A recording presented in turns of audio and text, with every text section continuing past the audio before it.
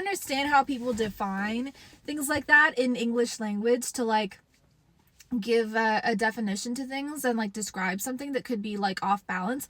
But I've learned that like, you know, nobody is toxic. People just may not have done work on themselves. Okay, no relationship is toxic. It is always teaching you something.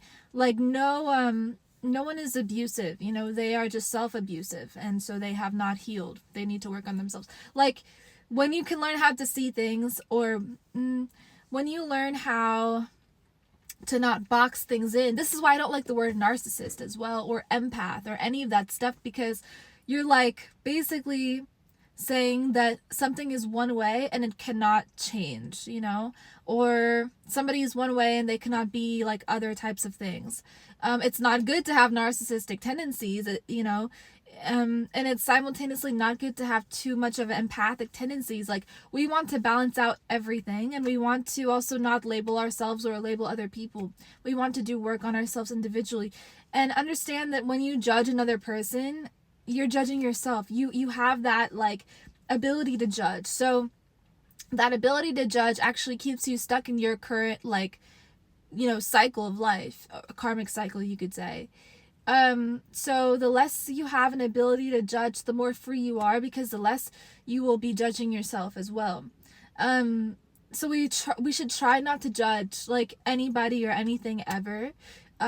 Just let people be as they are, let things be as they are, and work on yourself. Keep a high vibration, be as fluid as possible in your mind, and you know, try to study, because when we study, like, our mind opens, you know.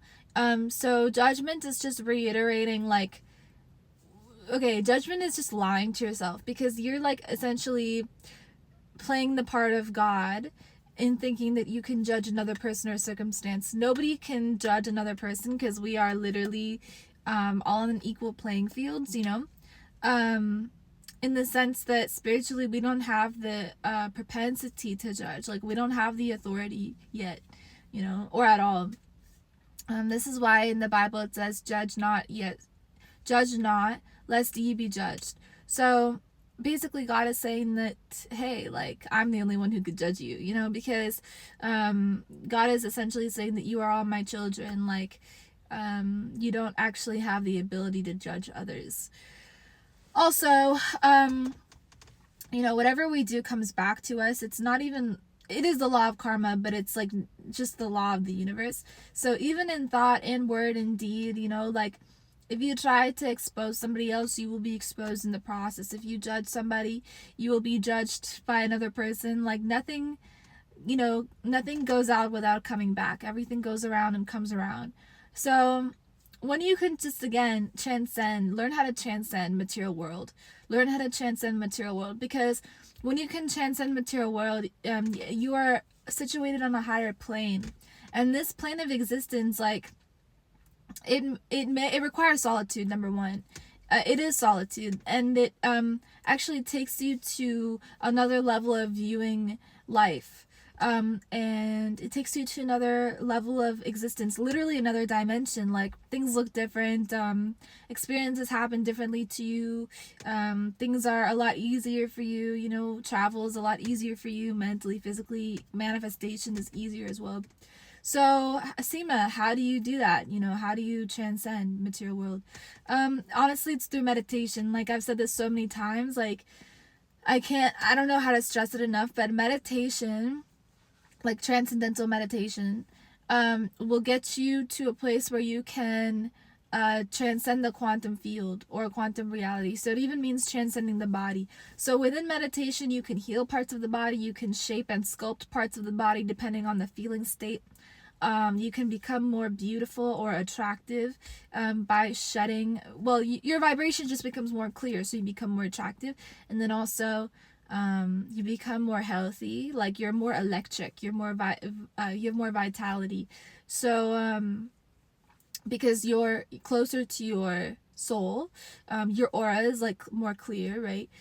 More white as well, in like the primary color that it gives off. So in this way, you really can shed a lot of material baggage. Like, I remember when I went through, I don't know which phase it was in my awakening process, but it was like the third or I'm not going to count, but it was like one of the few awakenings that I had.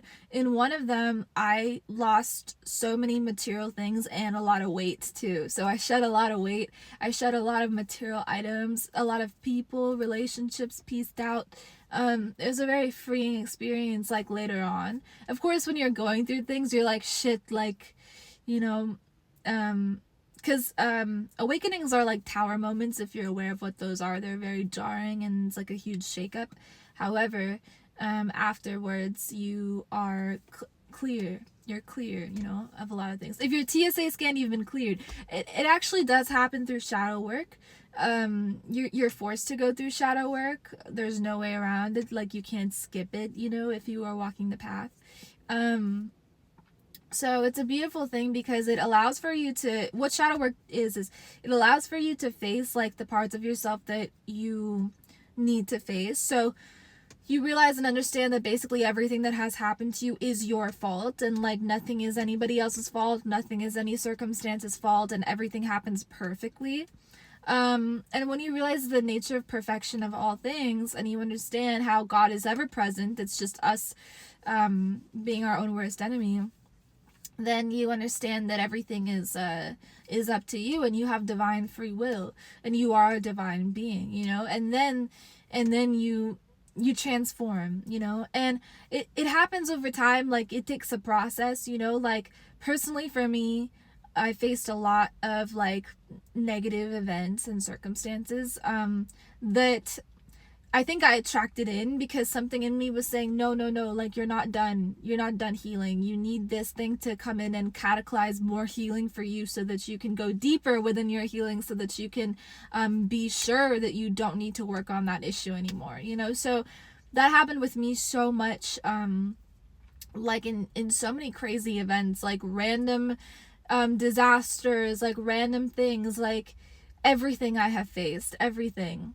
That, like, looking at me is, like, you would never know, right? Because it's like, again, the purification process.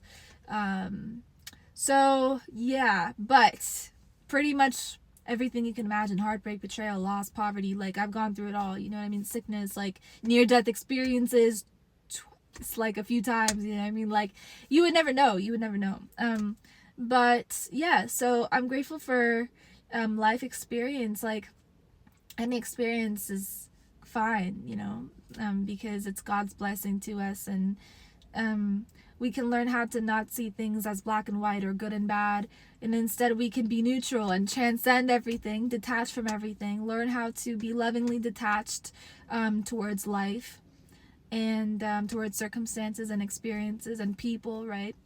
And move with love in your heart, move with purpose, you know, to want to uplift the vibrations of the environment, everything, you know, people, environments, everywhere you go. So yeah, that's my story too, a little bit, and that's how to transcend the material world, and how to heal trauma, and how to understand the true nature of everything, as being perfect as it is, and neutral. So I hope you guys enjoyed. I will be giving you guys more discussions surrounding these things and surrounding energy work as well. I'm excited to talk to you about energy work, so stay tuned for that. Love you very much. Thank you for being here. Talk to you soon. Peace.